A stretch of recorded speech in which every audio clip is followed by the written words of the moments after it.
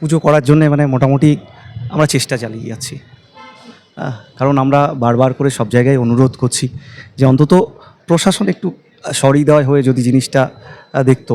এটা তো আমরা বারবার করে রিকোয়েস্ট করছি। পুজো না করলে দেখো এই পুজোটা আর 5টা চাকচমক পুজোর মতো নয়। এটা গ্রামের সব লোক ঠিক করে গ্রামের সব লোকের চাঁদায় এই পুজোটা হচ্ছে টোটালটা। এবার যার কারণে গ্রামের মানুষের একটা আবেগ রয়েছে, শুধু আমার কামালপুর নয়, এই মুহূর্তে এর সাথে আরও প্রায় 15-20টা গ্রাম যুক্ত হয়েছে এই পুজোটার সাথে। তারা সবাই কন্ট্রিবিউশন করছে এবং এর সাথে যখন একটা ক্লাব ছিল, এর সাথে আরও 20-25টা ক্লাব একসাথে হয়ে এই পুজোটা হচ্ছে। কারণ কি দেখো, এত বড় পুজো হলে তো একটু তো সব ক্লাবরাই এগিয়ে আসে, তাদের সদস্য দিচ্ছে। 500 ভলেন্টিয়ারের ব্যাপার ছিল সমস্ত জায়গার থেকে। তো তারপরে যে স্ট্রাকচার তৈরি হচ্ছিল, সেই স্ট্রাকচারটা ছিল প্রথম বাঁশের, তারপরে লোহার পাইপের। আর যে মূর্তিটা তৈরি হয়েছে অ্যাকচুয়ালি একেবারে ফাইবার গ্লাসের। ওটা ওজনটা, অত বড় মূর্তির ওজনটা 500 থেকে 600 কেজির মধ্যে ওজন হবে। তো সেখানে খুব বেশি ওজনের ব্যাপার ছিল না, শুধু স্ট্রাকচারের সাথে লোহার পাইপের সাথে দাঁড়িয়ে যেত, ওটা নিয়ে কোনো সমস্যাই ছিল না। আর যে স্ট্রাকচারটা তৈরি হয়েছে তার থেকে প্রায় 150 ফুট দূর থেকে লোকজন দেখবে। মানে ওটা যদি 112 ফুট হয়, তার থেকে 150 ফুট দূর থেকে লোকজন দেখবে। তারপরে ধরুন যে মাঠে যে লাইটের তার ফার ছিল, ওগুলো ছড়িয়ে ছিটে থাকবে না, ওটা দুটো টাওয়ারের মাধ্যমে চারপাশে আলোকিত করা হবে। রাস্তার যে ব্যাপারটা বলা হচ্ছে সেটা প্রধানমন্ত্রী সড়ক যোজনার রাস্তা, কিন্তু ওটা যে চওড়া আছে, কিন্তু সাইডে আরও 3 ফুট করে ইটের রাস্তা আছে, ওর সাথে সংযোগ করলে, এবং কিছুটা কাঁচাও আছে, প্রায় 25-30 ফুটের কাছাকাছি টোটাল রাস্তাটা আমি বলেছি, যেটা মানুষ হেঁটে আসার জন্য ব্যবহার করতে পারবে। ওখানে তো সবাই বড় গাড়ি ঢুকবে না, ছোটো হেঁটে আসবে সবাই, তখন ওই রাস্তাটা অন ওয়ে করে দিতে পারবে প্রশাসন যদি মনে হয় তাদের।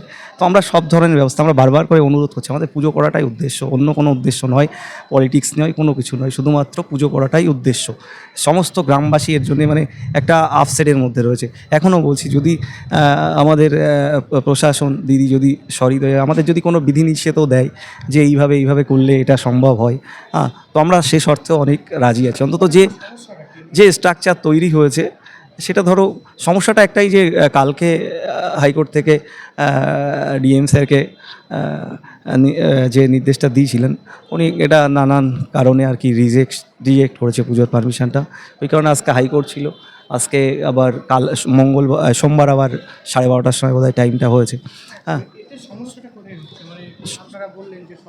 না, আমরা সব ধরনের ব্যবস্থাই নিয়েছি। মেন ব্যাপার হচ্ছে মানে আমাদের যদি কোনো মানে কমিউনিকেশান গ্যাপও থাকে, তো আমরা সেটাও করতে রাজি আছি, যে আমাদের কোনো রকম কোনো যদি মনে হয় যে না এটার জন্যে পাবলিক এইভাবে আসলে সুবিধা হবে, সেই সমস্ত যদিও বলা হয়, আমরা সমস্ত রকম শর্তেই রাজি আছি, ঠিক আছে।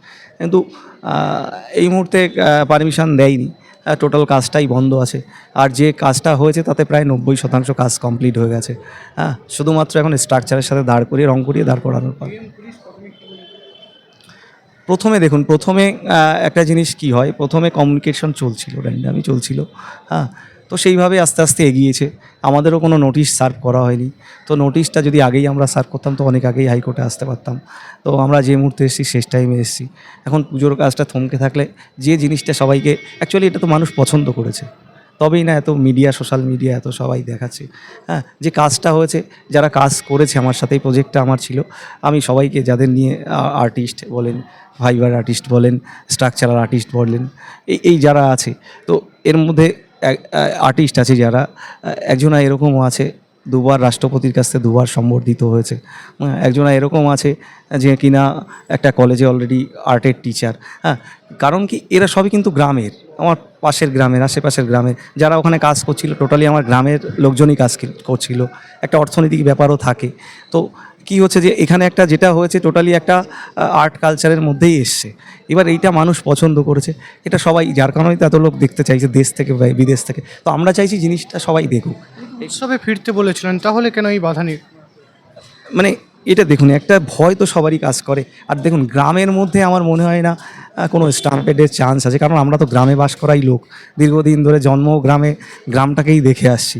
তবে আমরা দেখুন, আমরা তো এখনও কোনো রকমভাবে আজ পর্যন্ত দেখিনি যে দুর্গা পুজোতে, গ্রামের কোনো পুজোতে কোনো ভিড় হয়েছে, কোনো পদপিষ্ট হয়েছে, অ্যাক্সিডেন্ট হয়েছে, এটা আমরা দেখিনি। যদি সেরকম ব্যবস্থাপনা থাকে আশা করি কোনো রকম অসুবিধা হবে না। যেহেতু আমাদের সাথে আরও 20-25টা ক্লাব যুক্ত আছে, তারা তাদের সদস্য দিয়ে হেল্প করছে। প্রায় 500 ভলেন্টিয়ার দেওয়ার ব্যবস্থা করা হয়েছে।